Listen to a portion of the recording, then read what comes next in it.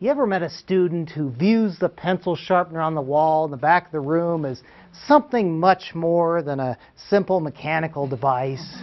That it's a beacon of hope, a sanctuary in a harsh world. And now these kids, do they take the direct route to the sanctuary, or do they take the scenic route? And do they have to touch every single kid on the way to and fro? I'm thinking about a middle school student who was in a classroom for emotionally disturbed kids.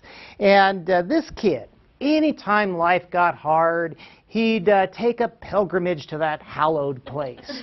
And since his life was pretty hard, he'd go often. That meant he was there about every minute or two. And, well, one day he's having a little therapeutic session at the good old grinder, and something horrible happened. That pencil had gotten so short, yes, it had ground down so much that it actually slipped in. That's a problem. Maybe you know a student like this. In addition to his proclivity for pencil pruning, he was a 4x4x4 kind of kid. 4 foot tall, 4 foot wide, and 40-foot attitude. Okay, and so this thing's spinning around in there. He can't get a hold of it. Now, does he calmly chalk this up to bad luck, or does he take decisive action? Do you know any students who are gifted in the area of taking decisive action? What that means is they're impulsive, right? With one big club of this big hand of his, he knocks this whole thing off of the wall. Crash! Oh, the carnage! All over the floor. Pieces of the pencil sharpener. There's sawdust. There's graphite dust. There's even drywall dust where it's ripped like 3 quarter-size holes right out of the wall. Now, because this teacher had no idea what was going on, the entire class had to go, ooh, and tell her what had just happened. Right? You ever notice they have to do that? Like they think you're so clueless you have no idea that this just happened in the back of the room. Little repetition here. What does love and logic teach about those kind of situations? Do you have to do something immediately? No. Or can you take your time? Yeah, when you don't know what to do, delay the consequence. She walks right up on this kid. Now, does she do it fast or slow? They're probably better to mosey on up. Does she establish a glaring eye contact with the kid, or does she kind of have fleeting eye contact here and there? Yeah, fleeting eye contact. She moves up on the kid, and first thing, nice dose of empathy. Oh, no, your hand. Now, is he a little confused by this? Yeah.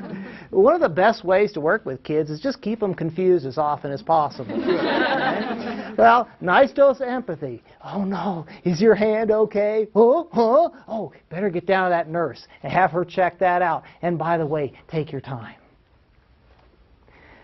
Is there something about knowing that we don't have to do something about the problem right away? Is there something about that just kind of naturally allows us to react in a lot more empathetic, effective way?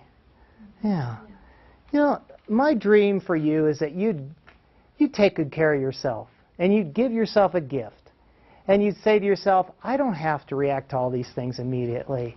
In fact, there's even times where I can actually let a kid think that he's gotten away with something, as long as I have a plan to follow up later on.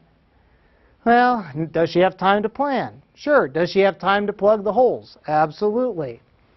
So next morning, he's getting into his locker, getting some things out, and she predicts that she has about a minute to talk to the kid.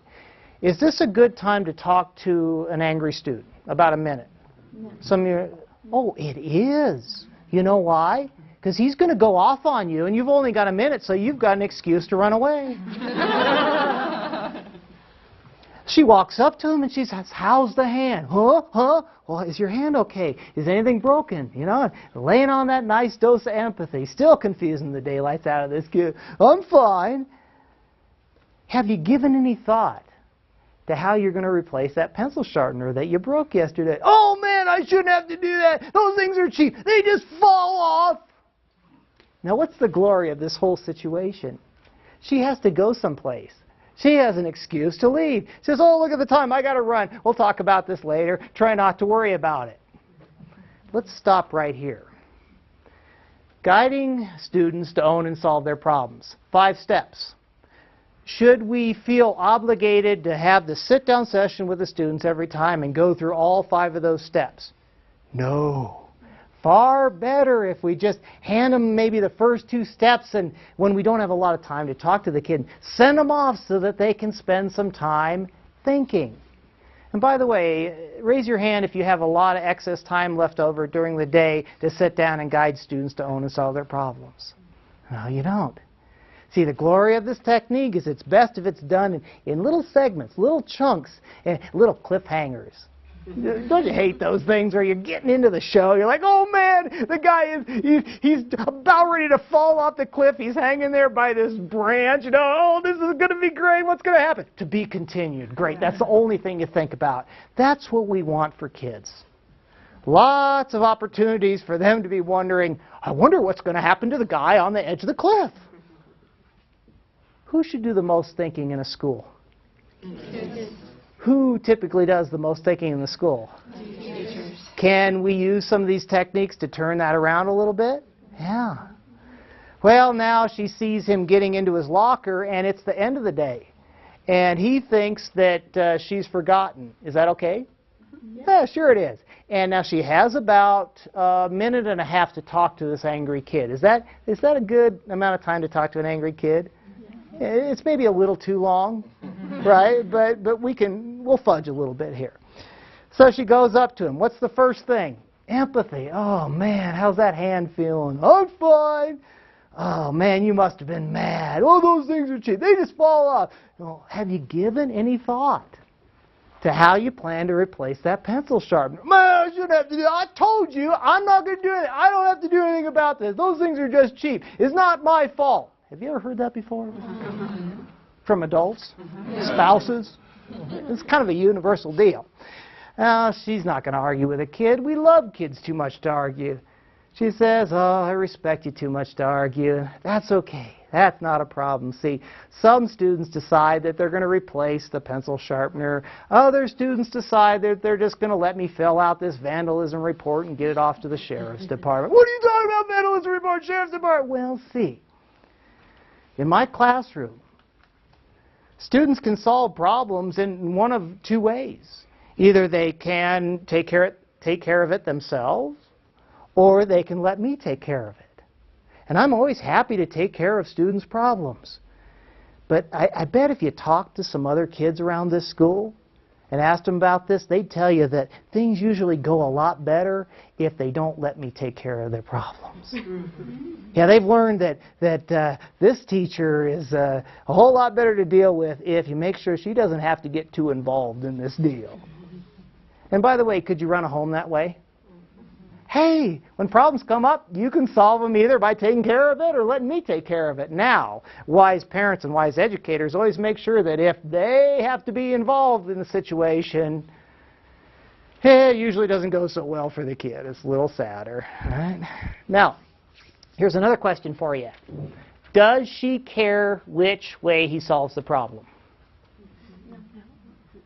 You're quick students, aren't you? Well, let's think about this. If he replaces the pencil sharpener and she doesn't have to get involved with it, will he learn? Yeah. If she has to get involved and has to file a vandalism report, which Love and Logic teaches that we would, will he learn from that? Yes. Can she lose either way? Yeah. See, we don't give choices to kids that we aren't willing to be happy with. All right? Well, I hate to see you get in that much trouble with the police. Well, what am I supposed to do? Would you like to hear some ideas? What some other students have tried? Yeah. She says, well, some students decide to go down and talk to the janitor and see if there are some things that they can do for him or to pay for another pencil sharpener. And they even ask him if they can do some of his work and maybe he'll show them how to put the thing back on the wall. Good luck with that. Oh, look at that. The buses are kind of lining up. Better get on those buses. Don't want you to miss the bus. Is it good that she doesn't have much time to talk with the kid? Yeah, I want to reinforce that again very clearly with you. This is best done in very short segments, in many short little segments, so that kids have to spend a lot of time thinking about what's going to happen in between. Now, do we use these 5 steps with every single problem that comes up? No. Now, some problems are too big. We say to ourselves, no, I'm going to have to take over in this situation. I'm just going to decide how this goes. Other times, you're too busy and it just doesn't fit. But you know, there are some times where it just seems to make sense. And my wife, she's really good at this, I have to tell you. She's good using it on me and good using it on the kids. And the kids are getting good at using it on us. In fact, she was having trouble with the computer the other day. And she was visibly frustrated, and our 3-year-old walked over and he said, "Oh, Mommy, that is so sad." And he said, "What do you think you're going to do?" And she said, all of a sudden, I wasn't so upset about the computer. I said, "What do you think?" And he said, "Well, some mommies decide to get their bike and run over their computer with their bike. How would that work for you?" And she said, "That really got me thinking." And then he said, "Some mommies decide to wait and see if it works better later on." And then he said, "Good luck, Mommy." Yeah. And it worked better later on. But what did this teacher see? Well, it's kind of a nice scenario because this kid, he used some of his other skills. Have you known any of these kids that can be really charming on demand?